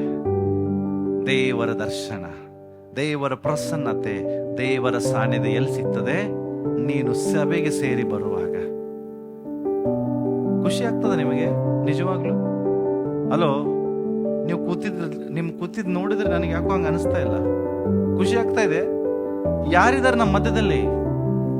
ನಂಬ್ತೀರಾ? ದೇವರೇ ನಮ್ಮ ಮಧ್ಯದಲ್ಲಿ ಇದ್ರೂ ಸಹ ನಮಗ್ ಖುಷಿ ಇಲ್ಲ. ಹಂಬಲಿಸ್ತಾ ಬರ್ರಿ, ಭಯಂಕರ ಹಂಬಲದಿಂದ ಬರ್ರಿ, ಉತ್ಸಾಹ ಧ್ವನಿ ಮಾಡುತ್ತಾ ಬರ್ರಿ, ಸಂತೋಷದಿಂದ ಬರ್ರಿ, ಕುಣಿಗುತ್ತಾ ಬರ್ರಿ. 7-9 ಗಂಟೆಗೆ ಭಾನುವಾರನು ಕೆಲವರು ಸ್ನಾನನೂ ಬೇಡ, ಬಂದ್ ಮಾಡ್ರ ಆಯ್ತು ಅಂತ ಹೇಳಿ ನಿನ್ನೆ ಮಣ್ಣಿ ಬಟ್ಟೆ ಹಾಕೊಂಡು ಓಡಿ ಬಂದ್ಬಿಡ್ತಾರೆ. ಹಂಗೆ ಬರಬೇಡ್ರಿ. ದೇವರ ಆಲಯ, ದೇವರ ಪ್ರಸನ್ನತೆ, ದೇವರು ಸಿಗುವಂತ ಸ್ಥಳ. ದೇವರು ಹೇಳ್ತಾರೆ, ಎಲ್ಲಿ ಇಬ್ಬರಾಗ್ಲಿ ಸೇರಿ ಬರುವ, ನಾನು ಅಲ್ಲಿರ್ತೇನೆ. ದೇವರು ಇಲ್ಲಿದ್ದಾರೆ. ಆತನನ್ನು ಭೇಟಿ ಆಗ್ಲಿಕ್ಕೆ ಬಂದಿದ್ದೀರಿ. ಒಂದು ಮದುಮಗ ಮದುವೆ ಆಗುವಾಗ ಅವ್ರನ್ನ ಭೇಟಿ ಆಗ್ಲಿಕ್ಕೆ ಹೆಂಗ್ ರೆಡಿಯಾಗಿ ಹೋಗ್ತೀರಿ? ಎಷ್ಟು ಖುಷಿಯಿಂದ ಓಡ್ತೀರಿ. ಮದುವೆ ಮುಂದಿನ ವಾರ, ತಯಾರಿ ಇವತ್ತೇ. ಹೌದಾ? ಸತ್ಯವಾಗಿ ಹೇಳ್ರಿ. ಮದುವೆ ಮುಂದಿನ ವಾರ ಇರ್ತದೆ, ತಯಾರಿ 1 ವಾರ 1 ತಿಂಗಳ ಮುಂಚೆ ಡ್ರೆಸ್ಸಿಂಗ್, ಶಾಪಿಂಗ್, ಆ ಡ್ರೆಸ್ ಇವಾಗ ತಯಾರಿ. ಚರ್ಚ್ ಭಾನುವಾರ ಗೊತ್ತಿರ್ತದೆ, ಬೆಳಗ್ಗೆ ಎದ್ದು 9 ಗಂಟೆಗೆ ಬಟ್ಟೆ ಹುಡುಕೋದು, ಯಾವ್ದು ಹಾಕೊಂಡು ಹೋಗ್ಲಿ. ಐರನ್ ಎಲ್ಲಿ ಐರನ್ ನಡಿ, ಹಾಕೊಂಡ್ ನಡಿ. ಸತ್ಯವಾಗಿ ಹೇಳ್ರಿ, ಐರನ್ ಮಾಡದೆ ಬಟ್ಟೆ ಹಾಕೊಂಡ್ ಬಂದಿಲ್ಲ ನೀವು ಇವತ್ತು, ಸಿಕ್ಕಿದ್ ಸುಮ್ಮನೆ. ನಾನು ಒಂದು ದಿವಸ ದೇವರ ಆಲೆಗೆ ಐರನ್ ಎಲ್ಲಿ ಬಟ್ಟೆ ಎಲ್ಲ ಬರುದಿಲ್ಲ. ಯಾಕೆ? ಡ್ರೆಸ್ಸಿಂಗೋಸ್ಕರ ಅಲ್ಲ. ನಾನು ಮದುವೆಗೆ ಹೆಂಗ್ ಹೋಗ್ತೇನೆ ಹಂಗೆ ದೇವರ ಆಲೆಗೂ ಬರ್ತೇನೆ. ಯಾಕೆ? ಇದು ಬಹಳ ಇಂಪಾರ್ಟೆಂಟ್. ಇಲ್ಲಿ ನಾನು ಬರ್ತಾ ಇರೋದು ದೇವರನ್ನ ನೋಡೋದಕ್ಕಾಗಿ, ದೇವರನ್ನ ಭೇಟಿ ಆಗೋದಕ್ಕಾಗಿ. ಹಂಗೆ ಬರ್ರಿ, ಹಂಬಲಿಸ್ತಾ ಬರ್ರಿ. ಲಾಸ್ಟ್, ದೇವರ ಆಲೆಗೆ ಬರುವಾಗ ಒಂದು ನಿರೀಕ್ಷೆಯೊಡನೆ ಬರ್ರಿ. ಸುಮ್ಮನೆ ಬರಬೇಡ್ರಿ. ಒಂದು ನಿರೀಕ್ಷೆಯೊಡನೆ ಬರ್ರಿ. ಇವತ್ತು ದೇವರು ನನ್ನ ಜೀವಿತದಲ್ಲಿ ಏನಾದ್ರು ಒಂದು ಕಾರ್ಯವನ್ನು ಮಾಡ್ತಾರೆ. ಹಣ್ಣಳು ದೇವರ ಆಲೆಗೆ ಹೋದ್ಲು. 1 ಸಮುವೇಲ ಪುಸ್ತಕದಲ್ಲಿ ಹೆಂಗೆ ಹೋದ್ಲು? ಇವತ್ತು ದೇವರು ನನ್ನ ಜೀವಿತದಲ್ಲಿ ಏನಾದ್ರೂ ಒಂದು ಮಾಡೇ ಮಾಡ್ತಾನೆ. ದೇವರೇ, ನನಗೆ ಮಕ್ಕಳಿಲ್ಲ, ಮಕ್ಕಳು ಬೇಕು ಎಂಬ ನಿರೀಕ್ಷೆಯೊಡನೆ ಆಲೆಗೆ ಬಂದ್ಲು. ಏನಾಯ್ತು? ದೇವರು ಅವಳ ದಾಹವನ್ನ ನೋಡಿ ಸಮುವೇಲನನ್ನ ಕೊಟ್ಟನು. ಬಟ್ ಎಲ್ಲಿ ಸಿಕ್ತವಳಿಗೆ ಇದು ಆಶೀರ್ವಾದ? ದೇವರ ಸನ್ನಿಧಾನದಲ್ಲಿ ಓಡ ಬಂದಾಗ್ರಿ. ಅದೇ ನಿರೀಕ್ಷೆಯೊಡನೆ ದೇವರ ಆಲೆಗೆ ಬರ್ರಿ. ಸುಮ್ಮನೆ ಎದ್ಕೊಂಡ್ ಬರಬೇಡ್ರಿ.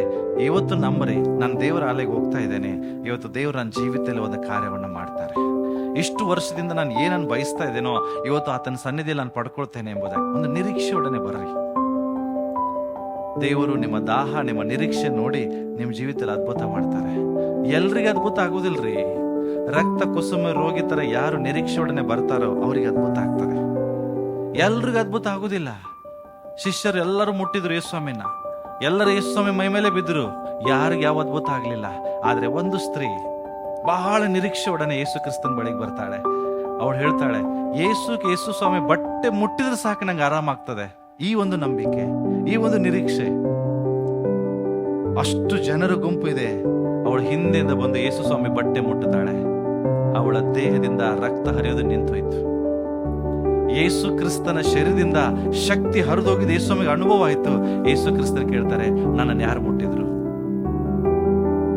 ಅವಾಗ ಶಿಷ್ಯ ಬಂದು ಹೇಳ್ತಾನೆ, ಪೇತ್ರ, ಅಲ್ಲ ಸ್ವಾಮಿ, ಇಷ್ಟು ಜನ ನಿನ್ನ ಮೈ ಮೇಲೆ ಬೀಳ್ತಾ ಇದ್ದಾರೆ, ಯಾರು ಮುಟ್ಟಿದ್ರು ಅಂದ್ರೆ ಏನ್ ಹೇಳ್ಬೇಕು? ಅವನು ಹೇಳ್ತಾನೆ, ಎಲ್ಲರೂ ಸುಮ್ಮನೆ ಮುಟ್ತಾ ಇದ್ದಾರೆ, ಆದ್ರೆ ಒಬ್ಬಳು ನಿರೀಕ್ಷೆಯಿಂದ ಮುಟ್ಟಿಲ್ಲ, ಒಬ್ಬಳು ನಂಬಿಕೆಯಿಂದ ಮುಟ್ಟಿಲ್ಲ. ನನ್ನ ದೇಹದಿಂದ ಶಕ್ತಿ ಹರಿದೋಯ್ತು. ಇವತ್ತು ಸಭೆಗೆ ಎಲ್ಲರೂ ಬರ್ತಾರೆ. ಎಲ್ಲರ ಲೈಫಲ್ಲಿ ಅದ್ಭುತ ಆಗುದಿಲ್ಲ. ಆದ್ರೆ ಯಾರೋ ಒಬ್ಬರು ರಕ್ತ ಕುಸುಮ ರೋಗಿ ತರ ಬರ್ತಾರೋ ಅವ್ರ ಜೀವಿತದಲ್ಲಿ ದೇವರು ಅದ್ಭುತ ಮಾಡ್ತಾರೆ. ನಿರೀಕ್ಷೆ ಒಡನೆ ಹಣ್ಣಳ ಹಾಗೆ ಯಾರು ಬರ್ತಾರೋ ಅವ್ರ ಜೀವಿತದಲ್ಲಿ ದೇವರು ಅದ್ಭುತ ಮಾಡ್ತಾನೆ. ನಿಮ್ ಲೈಫಲ್ಲಿ ಆ ನಿರೀಕ್ಷೆ ಇದೆಯಾ? ಸಭೆಗೆ ಬರುವಾಗ ಆ ನಂಬಿಕೆಯೊಡನೆ ಬರ್ತೀರಾ? ನಿಮ್ಮನ್ನು ದೇವರಿಂದ ನೀವು ಕೈ ಬಿಡುವುದಿಲ್ಲ. ಸುಮ್ಮನೆ ಬರಬೇಡ್ರಿ. ಆ ಹಣ್ಣಳ ಹಾಗೆ, ರಕ್ತ ಕುಸುಮ ರೋಗಿಯ ಹಾಗೆ ನಂಬಿಕೆಯಿಂದ ಬರ್ರಿ. ಒಂದು ನಿರೀಕ್ಷೆಯೊಡನೆ ಬರ್ರಿ. ದೇವರು ನಿಮ್ಮನ್ನು ಎಂದಿಗೂ ಆಶಾಭಂಗ ಪಡಿಸುವುದಿಲ್ಲ. ಖಾಲಿ ಕೈಲಿ ನಿಮ್ಮನ್ನು ಕಳಿಸೋದಿಲ್ಲ. ಇಲ್ಲಿ ದೇವರಿದ್ದಾರೆ, ದೇವರಿದ್ದಾರೆ. ಅರ್ಥ ಆಯ್ತಾ? ಆ ರೀತಿಯಾಗಿ ಬರ್ರಿ. ಆ ರಕ್ತ ಕುಸುಮಿ ಎಷ್ಟು ವರ್ಷದಿಂದ ರೋಗಿಯಾಗಿರ್ಲು, ಎಲ್ಲವನ್ನ ಕಳ್ಕೊಂಡ್ಲು, ಆಸ್ತಿ ಕಳ್ಕೊಂಡ್ಲು, ಅಂತಸ್ತು ಕಳ್ಕೊಂಡ್ಲು, ಡಾಕ್ಟರ್ಗೆ ತೋರ್ಸಕ್ಕೆ ಏನೂ ಆಗ್ಲಿಲ್ಲ. ಬಟ್ ನಂಬಿಕೆಯಿಂದ ನಿರೀಕ್ಷೆಯಿಂದ ಬಂದ್ಲು, ಯೇಸು ಕ್ರಿಸ್ತನ ಬಳಿಗೆ ಗುಣ ಆದ್ಲು. ಹಾಗಾಗಿ ನಾನು ಹೇಳುವುದೇನಂದ್ರೆ, ನಂಬಿಕೆಯಿಂದ ಬರ್ರಿ. ಈ ವಚನ ಹೋದ್ರೆ ಎಲ್ಲರೂ 65ನೇ ಕೀರ್ತನೆ 4ನೇ ವಚನ ಹೇಳ್ತದೆ. ಏನು ಗೊತ್ತಾ?